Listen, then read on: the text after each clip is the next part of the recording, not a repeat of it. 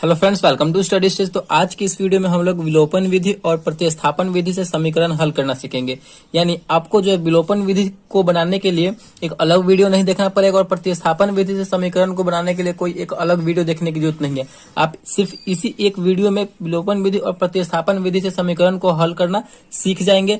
बहुत ही इंपॉर्टेंट है विलोपन विधि और प्रतिस्थापन विधि, क्योंकि आपकी 10th क्लास की एग्जाम में 100% चांस रहता है कि विलोपन विधि और प्रतिस्थापन विधि से क्वेश्चन पूछा जाता है और वो क्वेश्चन 5 नंबर का होता है। ठीक, और दोनों को बनाने के बाद लास्ट में हम ये भी जानेंगे कि विलोपन विधि और प्रतिस्थापन विधि दोनों में क्या डिफरेंस है, क्या अंतर है। ठीक, तो चलिए सबसे पहले हम इस समीकरण को जो दिया हुआ है, इस समीकरण को हम विलोपन विधि से सॉल्व करते हैं। तो ये हमारा पहला समीकरण क्या है, 3x + 4y = 10, यानी हमारा ये पहला समीकरण हो गया। और ये दूसरा समीकरण है 2x - 2y = 2, यानी हमारा ये दूसरा समीकरण हो गया। और इस समीकरण को जो है हम किस विधि से बनाएंगे, तो विलोपन विधि से बनाएंगे।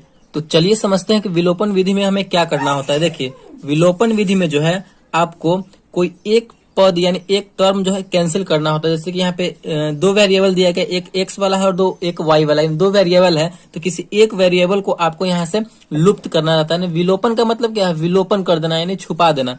तो हमें यहाँ से कैंसिल करना रहता है किसी एक वेरिएबल को, या आप x को कीजिए या फिर y को कीजिए। ठीक, कैंसिल आउट करना होता है। तो हम कैसे करेंगे, यहाँ पे 3x है, नीचे में 2x है, इसमें y वाले में 4y है और नीचे में 2y है। तो हमें कैंसिल आउट करने के लिए एक मतलब समीकरण जो वेरिएबल है वो सेम होना चाहिए। यानी यहाँ पे 3x है तो यहाँ भी 3x होना चाहिए कैंसिल करने के लिए। अगर इसमें 4y है, इसको कैंसिल करना y वाले को, तो यहाँ 4y है ना, तो यहाँ भी हमें 4y करना होगा। मतलब इस टाइप से हमें करना है। तो आप x और y दोनों में से किसी एक वेरिएबल को कैंसिल कर सकते हैं। तो चलिए हम यहाँ पे x वाले टर्म को कैंसिल करते हैं। देखिए यहाँ पे 3x है, यहाँ पे 2x, दोनों तो सेम है नहीं। तो हमें सेम करने के लिए क्या करना होगा कि जो ये वाला नंबर है इसको हम ऊपर में गुना कर देंगे और इसी नंबर से हम नीचे में गुना कर देंगे, तो दोनों सेम हो जाएगा। 3 से हम नीचे वाले पूरी समीकरण 2 में करेंगे तो 3 दूना 6x हो जाएगा, फिर पूरे में हो जाएगा। फिर 2 से करेंगे तो 3 में करेंगे तो 2 3 6, यानी हमारा ये यहाँ पे सेम हो जा रहा है। तो कैसे कर देंगे, इस 2 से हम समीकरण 1 में 2 से गुना कर देंगे और समीकरण 2 में हम 3 से गुना कर देंगे। आप समझ रहे हैं ना, बस इसी टाइप से आपको करना है। मतलब आपको ध्यान से समझते चलना है। तो गुना करेंगे तो समीकरण 1 में जो है ये 2 से पूरा में गुना हो जाएगा। तो गुना कीजिए, हमारा नया समीकरण बन जाएगा 3 दूना 6x प्लस है तो प्लस, फिर 2 से 4 में करेंगे तो 4 दूना 8y = 10 में 2 से करेंगे तो 10 दूना 20। हमारा ये समीकरण तीसरा बन गया, हमारा ये नया समीकरण बन गया। फिर 3 से इस पूरी समीकरण में होगा तो 3 दूना 6x, माइनस है तो माइनस, फिर 3 में 2 से करेंगे 3 दूना 6y, फिर = 3 में 2 से करेंगे तो 3 दूना 6। ये हमारा चौथा समीकरण हो गया, नया समीकरण बन गया। अब हम यहाँ पे देखिए एक टर्म बिल्कुल सेम हो गया, यानी वेरिएबल सेम है। 6x ऊपर भी है और 6x नीचे भी है, तो दोनों यहाँ पे कैंसिल हो जाएगा। तो चलिए यहाँ पे हम कैंसिल करते हैं। तो 6x प्लस में ऊपर भी और 6x नीचे में प्लस में है, तो इसको हम घटाएंगे तभी ना कैंसिल होगा। मतलब 6x में से 6x अगर घटेगा तो यहाँ पे 0 हो जाएगा, यहाँ पे कट जाएगा। तो यहाँ पे जैसे हम आप एग्जाम में लिखेंगे 10th क्लास के एग्जाम में, बोर्ड एग्जाम में, बिल्कुल उसी प्रकार हम बनाएंगे और जिससे कि आपको 5 में 5 नंबर मिल सके। तो यहाँ पे हम लिखेंगे समीकरण 3 और 4 को घटाने पर, समीकरण 3 और 4 को यहाँ पे हम घटाएंगे तो घटाइए 6x + 8y = 20 है हमारा तीसरा। चौथा है 6x - 6y = 6 है। तो इसे हम घटाएंगे, घटाइए। 6x प्लस में है और नीचे हम घटा रहे हैं तो माइनस का चिन्ह लगेगा, तो 6x यहाँ पे माइनस में हो गया, तो यहाँ पे ये कैंसिल हो जाएगा क्योंकि बराबर में कैंसिल हो जाएगा। देखिए नीचे वाले चिन्ह को हमेशा आपको देखते चलना है। आप यहाँ पे माइनस का चिन्ह हम क्या कर रहे हैं, तो घटा रहे हैं। तो माइनस यहाँ पहले से है, ऊपर वाले को नहीं देखना है, इसको देखना है। तो माइनस यहाँ पहले से है और हम माइनस कर रहे हैं, तो माइनस और माइनस मिलकर क्या होता है, तो प्लस होता है। तो अब हमारा ये दोनों जुड़ जाएगा, ऊपर वाला भी हमारा प्लस में हो गया, नीचे वाला भी हमारा प्लस में हो गया। ठीक, तो 8 और 6 को जोड़ेंगे तो हमारा हो जाएगा 14। y है तो y, घटा रहे हैं तो घटाइए। यहाँ पे प्लस का यहाँ पे चिन्ह है, माइनस है तो माइनस प्लस मिलकर होता है माइनस, तो घटाइए। 20 में से 6 जाएगा तो यहाँ पे हमारा बचेगा 14। तो y बराबर, y के वैल्यू निकालने के लिए क्या करना होगा, y को अकेला रखना होगा। तो y बराबर 14 तो अपने जगह पे है। अब 14 को गुना में है, बराबर को उधर जाएगा तो भाग में आ जाएगा, तो बट्टे में 14, 14/14 यानी 1। यानी हमारा जो है यहाँ पे y का वैल्यू निकल के चला आया, y = कितना आ गया, तो 1 आ गया। इस प्रकार हमारा y का वैल्यू निकल के आ गया। अब हम इसी y की मदद से समीकरण 1 में या फिर समीकरण 2 में y का वैल्यू रख देंगे तो हमारा x का वैल्यू भी निकल कर चला आएगा। तो चलिए हम समीकरण 1 में आप या फिर 2 में किसी में भी रख सकते हैं। तो समीकरण 1 में हम इस y का वैल्यू रखते हैं।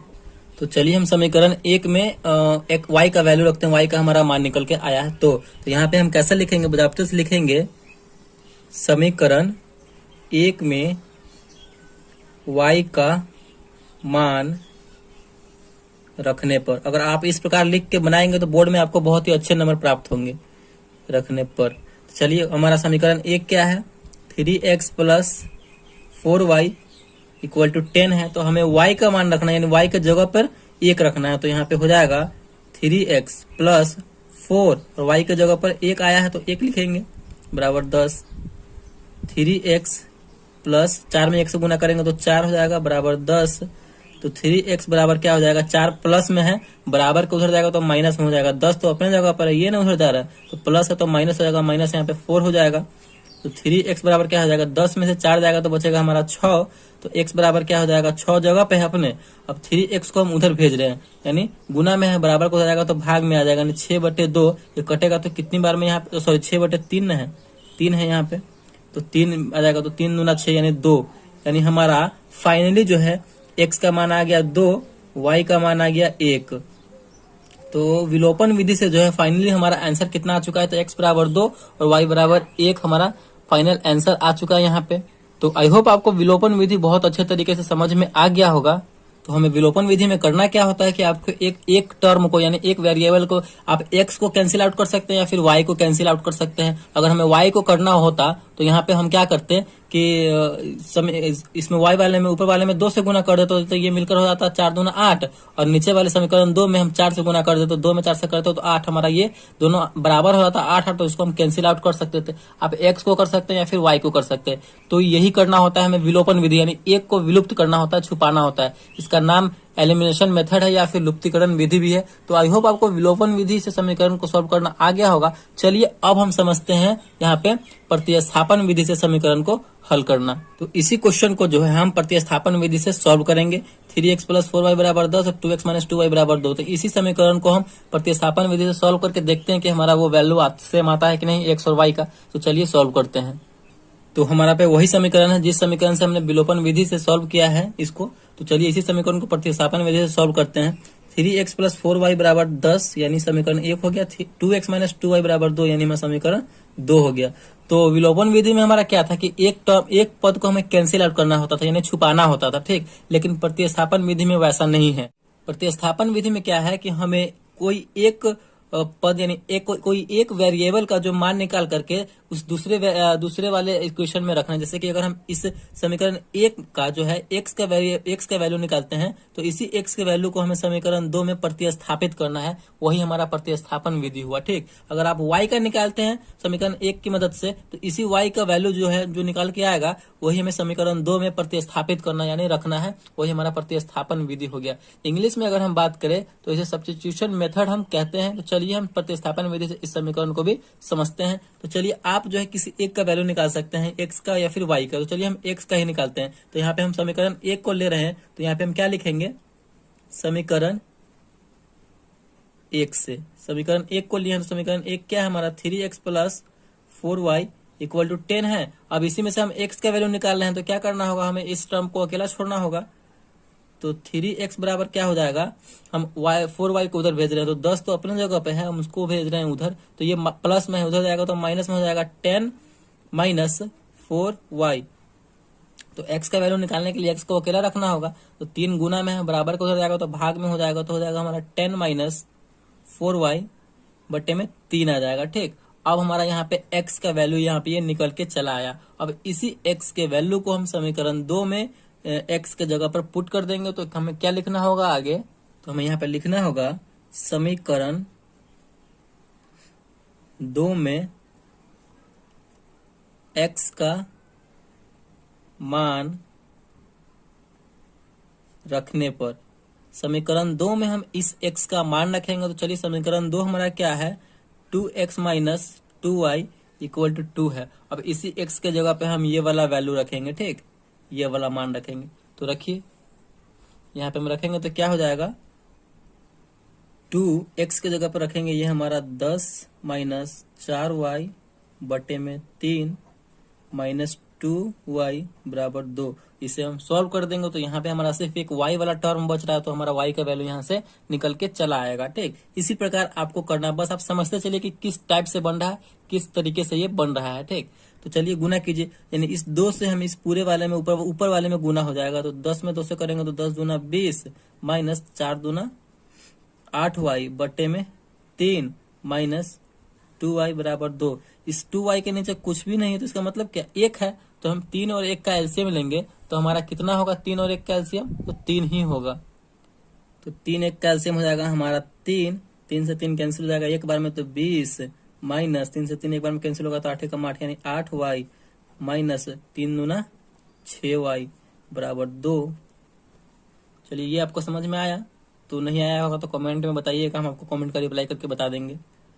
चलिए यहाँ पे देखिए अब 20 माइनस 8y और माइनस 6y, तो माइनस 8y और माइनस 6y मिलकर कितना हो जाएगा, तो माइनस 14 हो जाएगा कि 8 और 14, और y है तो y, माइनस में था तो माइनस में लगा देंगे, बटे में 3 है तो 3 बराबर 2। ठीक, उसके बाद क्या होगा, उसके बाद देखिए इस 3 को हम उधर भेज देंगे क्योंकि ये भाग में है, बराबर को उधर जाएगा तो गुना में हो जाएगा, तो 20 माइनस 14 y बराबर 2, और भाग में है बराबर को हो जाएगा तो गुना में, तो 3 गुना हो जाएगा 6। तो यहाँ पे हम y का वैल्यू अब आराम से निकाल लेंगे, तो माइनस 14 y बराबर इस संख्या वाले को संख्या वाले के साथ रखेंगे तो 20 इधर है, प्लस में है बराबर को हो जाएगा, तो माइनस में 6 अपने जगह पे है तो माइनस 20 हो जाएगा। तो यहाँ पे देखिए माइनस 14y बराबर क्या हो जाएगा, माइनस 14, क्योंकि 6 में से 20 घटे, कम में से ज्यादा घट रहा है तो यहाँ पे माइनस में आंसर आएगा। तो माइनस इधर भी है माइनस इधर भी है, बराबर के दोनों ओर माइनस है तो माइनस माइनस कैंसिल हो जाएगा। तो यहाँ से हमारा y का वैल्यू निकल के चला आएगा, y बराबर, y का वैल्यू निकालने के लिए मैं y को अकेला रखना होगा, तो 14y है तो y बराबर क्या हो जाएगा, 14 तो अपने जगह पर, इस 14 गुना में लगा हुआ है, बराबर के हो जाएगा तो भाग में हो जाएगा, 14 बटे 14 कितनी बार में कटेगा, 14 से भाग देंगे तो एक बार में कटेगा। तो यहाँ पे हमारा फाइनली जो है y का मान निकल के चला आया। तो y का मान जैसे ही निकल के आया है तो हम समीकरण 1 में 2 में या फिर किसी में भी रख देंगे तो हमारा x का मान भी निकल के चला आएगा। ठीक, तो यहीं पे आपको सॉल्यूशन उसका बना के दे रहे हैं। समीकरण 1 में यहाँ पे लिख सकते हैं आप, समीकरण 1 में y का मान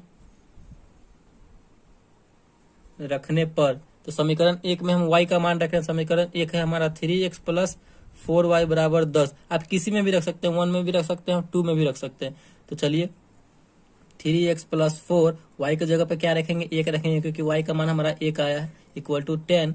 3x बराबर क्या हो जाएगा, देखिए 3x बराबर हम उसको देखिए इस संख्या में 4 में 1 से गुना करेंगे तो 4 हो जाएगा, तो ये संख्या वाला इधर है और संख्या वाला भी इधर, तो संख्या वाला को संख्या वाले के साथ रखेंगे, 4 उधर चला जाएगा तो 10, और माइनस में 4 हो जाएगा क्योंकि ये प्लस में है, बराबर को उधर जाएगा तो माइनस में। तो x बराबर क्या हो जाएगा, x का मान निकालने के लिए x को अकेला रखना होगा, तो 3 को हम उधर भेज देंगे, 10 में से 4 गया तो 6, और बट्टे में यहाँ पे भाग में चला जाएगा क्योंकि यहाँ पे जो है 3 गुना में लगा हुआ है, बराबर को उधर जाएगा तो भाग में हो जाएगा, तो 6 में 3 से भाग दे देंगे, तो यहाँ पे हमारा कट के आ जाएगा 6 बटे 3 यानी 2। फाइनली जो है हमारा x बराबर हो जाएगा 2 और y बराबर हो जाएगा 1, यानी हमारा यहाँ पे प्रतिस्थापन विधि से भी हमारा वही वैल्यू आया, x बराबर 2 और y बराबर 1, और विलोपन विधि से भी हमारा वही मान आया था, x बराबर 2 और y बराबर 1। तो इसी तरीके से हम विलोपन विधि और प्रतिस्थापन विधि को सॉल्व करते हैं। अब समझते हैं कि विलोपन विधि और प्रतिस्थापन विधि में अंतर क्या है।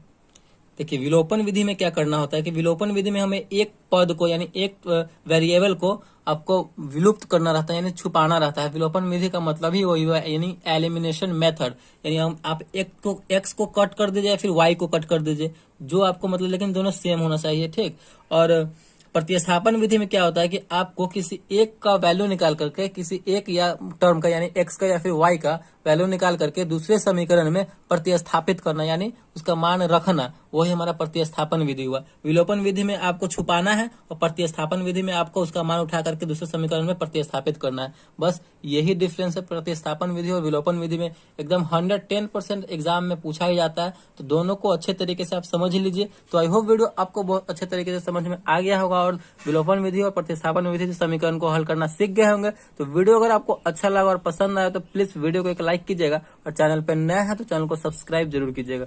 Thank you.